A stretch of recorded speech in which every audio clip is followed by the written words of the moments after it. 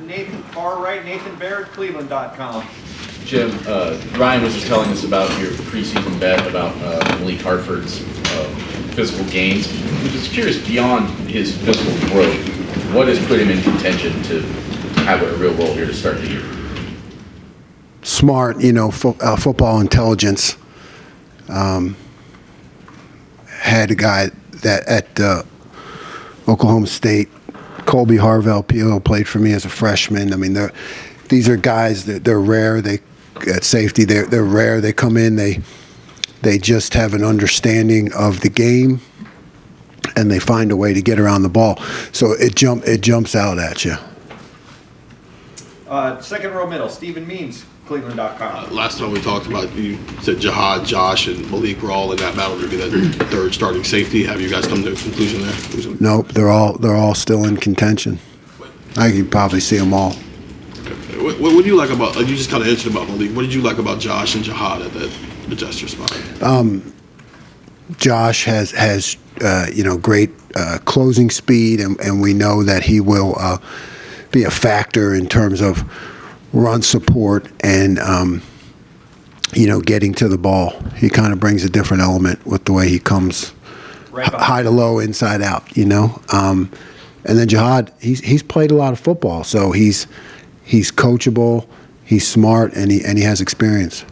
Sorry about that. Coach right behind him, Andy Anders, Letterman Row. No, 11 Warriors. 11 Warriors, there you go. I wanted to ask more about Kenyatta Jackson and sort of, was there a time in camp when he really started popping, and just how has he sort of, emerged over the course of the offseason? He started really shining last spring. I mean, we saw him last spring. The more opportunities he gets, it's anybody. You don't have to be a coach to see him just kind of jump off the video. Far left, Whitney Harding, WCMH.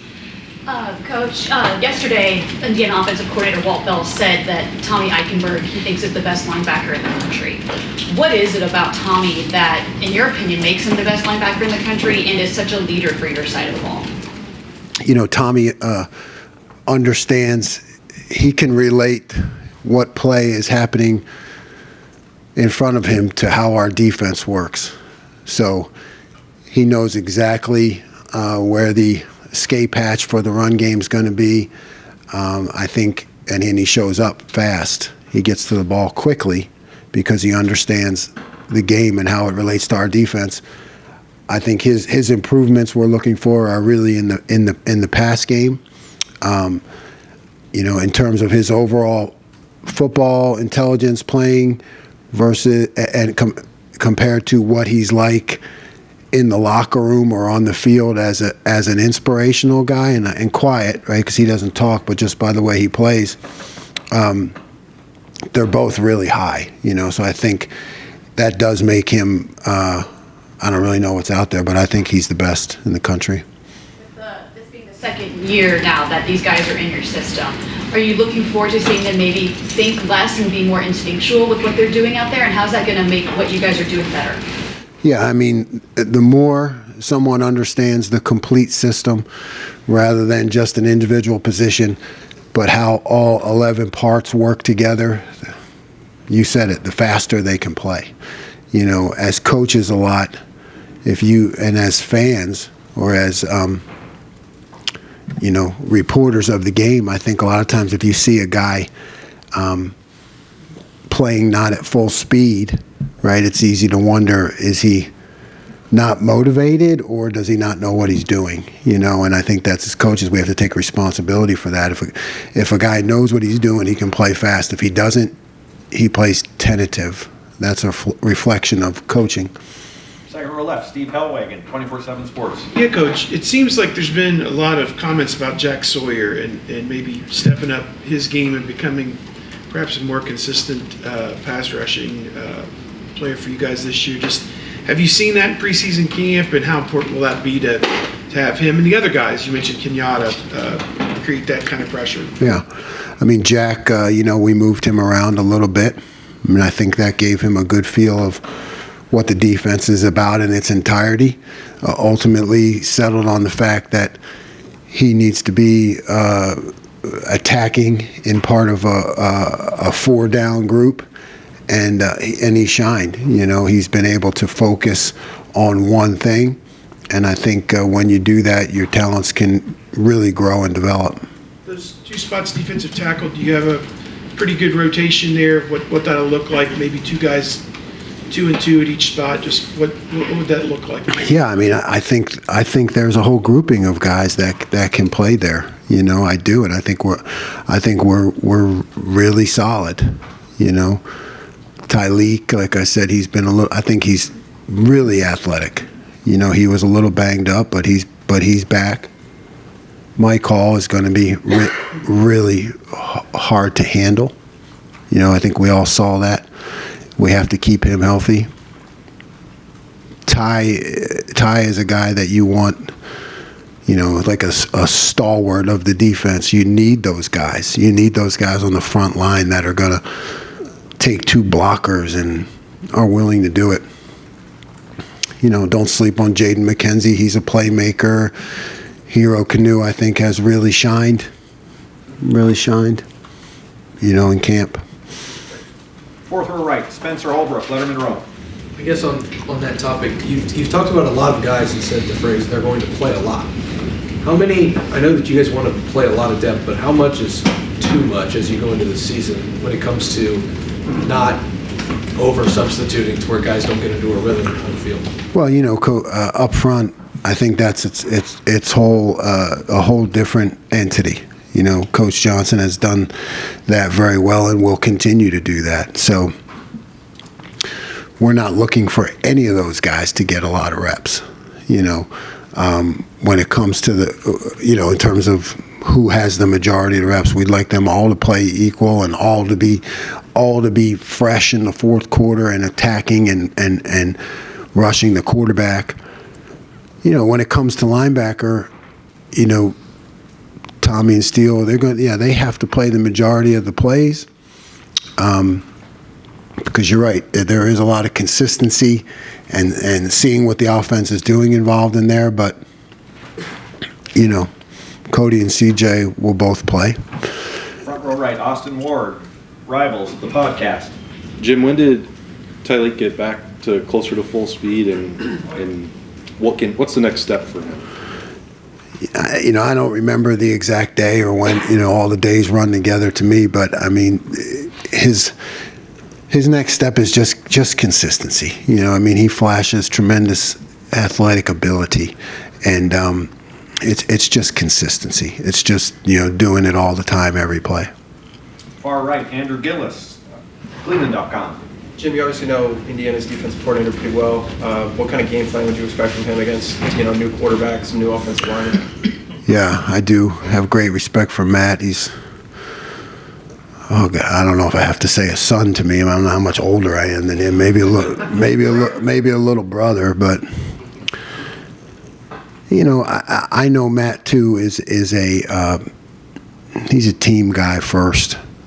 So I think he'll operate, within the system that they have, and I think he'll, he knows what we have in terms of our receivers, so I could definitely see him doing something to help them, in terms of that matchup. Fourth row right, Andy Backstrom, Letterman Row. Jim, Coach Day was saying that Arvell Reese is one of those guys who's earned the opportunity as a true freshman to play right away, at least in some capacity. What has he done since the summer, arriving late, to show you that he can do that? He's just, I think when it comes to freshmen, particularly up front, and that's, one of the reasons we moved Arvell right now from, a linebacker to more of a defensive end type, because what you saw was just a guy who plays fast. You see him pursue the ball and play with a little bit of reckless abandon, and he's strong and he can handle things. So, as a freshman, now you're just trying to look for ways to get him opportunities on the field because he showed that. Front row right, Tim May podcast. Yeah, Jim, I'm just wondering, here in your second year at Ohio State, would you describe your defense now? Is it your philosophy? Has it evolved You know what I mean? Compared to a year ago. And then number two, the question I keep getting asked by everybody is, can they stop the big play? Can they stop that explosive play because of the way the year ended right now? Yeah. So maybe both of those are the same question. Yeah, they are. They're both the same question. Yeah, it's I'm ever evolving. I want to be. Always hard looks, always sleepless nights trying to figure out how to be better. It's what I'm committed to, because I want our players to be committed to being better. So, yeah, the evolving nature comes from, okay, we did not do what we had to do in those matchup games. So how do we evolve the defense to stay aggressive, continue to win on third downs, but also have plans in place to prevent the explosive plays. So it's always evolving. And you talked about Matt a second ago, but he can give insight on both sides of the ball, right? I mean, Greg, do you? Yeah, thanks for reminding me. Yeah, he can. He does. He knows what I do really well. So yeah, he will definitely be able to give their offense insight into what we do.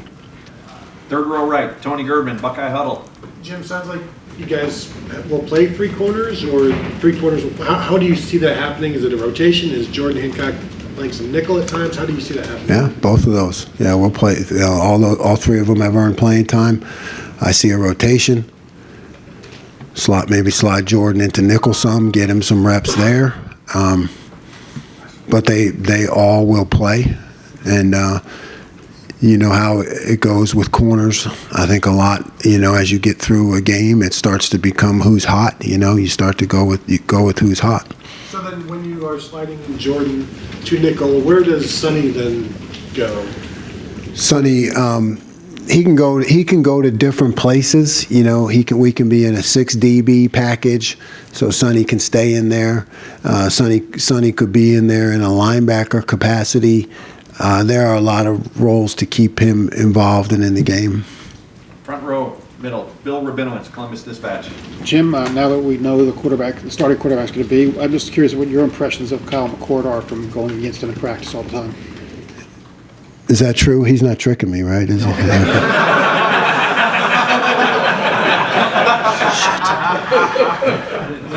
Coach did name him. Okay. Well, he's a St. Joe prep guy, so that's my first thing, right? Right. Prep pride, so cool, cool, level-headed, doesn't make a lot of mistakes, strong arm, but really I always look at him as that calm, collected, composed, when you're going against a quarterback like that. I think that gives everybody confidence. He's just that kind of guy. And everybody, Indiana's also going to have a new quarterback. We don't know who that's going to be. They got a bunch of new transfers. How hard is that to prepare for that offense? Because you don't know anything. Really. It's difficult. You're right. You got first game, you got new people. First game was always like, what are you going to get? Could get triple option. Really, really seriously, you could get anything. So, and then not only a new season, but new people, you better be good at your fundamentals, because you just don't know what you're going to get. Did I miss anybody? Okay, I don't know if we'll be able to get to everybody. Brendan Gulick, Buckeyes Now. Hi, Coach. You talked about Tommy's, his specific traits, but specifically from his position, year 2 of your system, how important is it for you to have somebody returning in that role so that your defense is ready to go week 1? Right, we're pushing, coaching, leading Tommy to become that quarterback of the defense, to be able to, see what's happening on the field, and relate it to what I call, to understand why I'm calling it, all those things. But, you're exactly right. Second year, we want him to be the quarterback and run the show. Third row left, Dan Hope, Lebanon Warriors. Jim, with not naming a starter at free safety yet, is that more of it nobody's emerged yet, or do you feel confident in all three of those guys? Yeah, I mean, they all can play, but you're right. You know, who's going to get it? We still got a couple days of practice left, you know. Let's go out and see what you're made of. Go and get the position. Is there a concern at a position like that you don't have one guy solidified as a starter right now? You know, yes. I mean, when we know that honest truth, the rest is BS. When you have, you know, you don't have one particular guy that you're, you know, hey, this is our dude. There's always some thought behind it. There's always some angst behind it. You know, who's it going to be? What's this guy do well? What's he do well? How am I going to call it when he's in there? What am I going to call when the other guy's in there? So yeah, there's something to that. And final questions, deep left, Jeremy Birmingham, Rivals. Jim, when you have guys like Malik Hartford and C.J. Hicks and Sonny Styles, people that are just athletically maybe a little bit different than what you've had in last year, that were really ready to play, how do you balance the experience and the stability of guys like Tommy and Steele versus the upside and potential excitement, but also the potential mistakes that a guy like C.J. makes in that role? Do you see yourself maybe playing more with C.J. alongside Tommy so that you have that support system in place? Yeah, I think your point is valid. It's blend. It's a blend. It's a blend, right? You have to, you know, the younger guys who are extremely athletic versus a veteran who you know is going to know exactly what he's doing, you know. So it's always a back and forth. You know, don't be hard one way or the other. You know, let's give these guys a chance to do what they do well. Let's give those guys a chance to do what they do well. A year ago, was that, and I know for you coming into a new system and new guys, was that a bit of a challenge that you feel like you've been able to get over that hump personally to feel more comfortable playing those guys? Everything's a challenge all the time, and if I ever think I'm over the hump, then I shouldn't be here anymore. So, Coach, thank you very much.